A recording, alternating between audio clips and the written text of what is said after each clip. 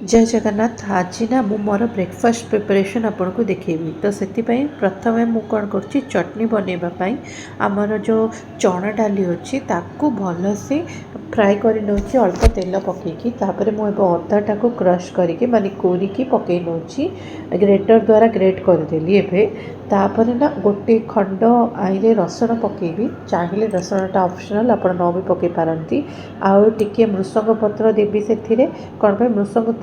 पत्रटा टेस्टा को एनहांस करें। तो आउ टिके राशि ब्रह्मपुर में सब बेले राशिटा को बेसी प्राधान्य दि जाए। ब्रह्मपुर स्टाइल बा आंध्रा स्टाइल केमती भी कभी भी गोटे करतु और देखु केते बढ़िया लगे आपन को खाई कहे टिके राशि एड करेंगे ए तार टेस्टा अधिक आसो आपन को से भितर मु अदाटा को अल्प कर गोटे रसुण तो पकई थी जपरी कही आबे ना मु कौन करी आउ अल्प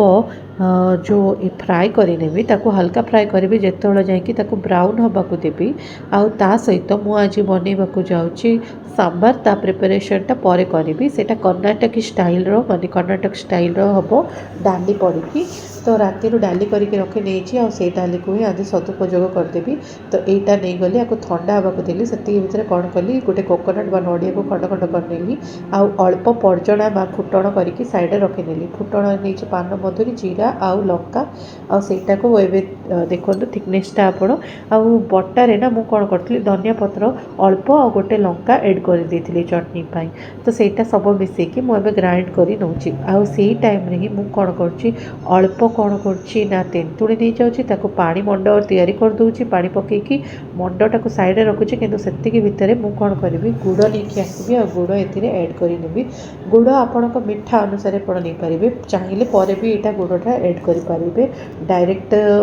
आपण एमती न करके गुड़टा को तेल रे डायरेक्ट पकई पारे तो मुझे एमती निए। तो अल्प तेल नेली कढ़ई गरम होगा देली आ टिके समय वेट कलापर मुझे कौन करी ए फुटण स्टार्ट करी से नेली मुझे पान मधुरी गोटे चामच जीरा आ 2 ରୁ 3 गोटी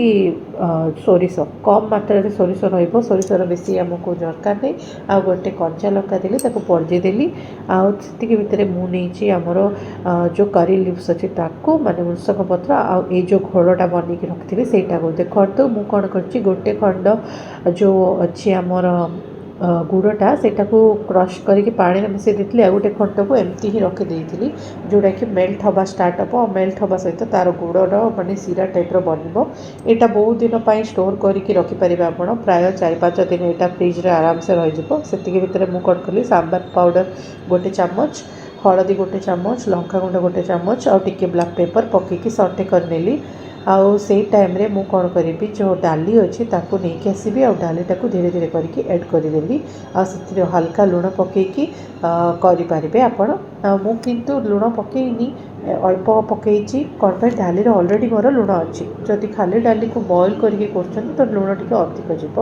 आती भितर मुझे कौन करटा हूँ मोर इडली बटा इडली बटारे लुण पकईकी ऐड करी एवं इडली को ना आम बॉयलर रे पकेबी से इडली छांचटारे मुझे भरी नेली आ इडली पात्रटा जोड़ा अच्छी आमर सेटा नहीं आसबि गोटे थर रे प्राय मोर 5टा 4टा हिसाब से जाए आ पूरा ब्रेकफास्ट पाई एमती ही आसी जाए। आउ एमती ब्लॉगटा आपन को केमती लगिला कहिबे।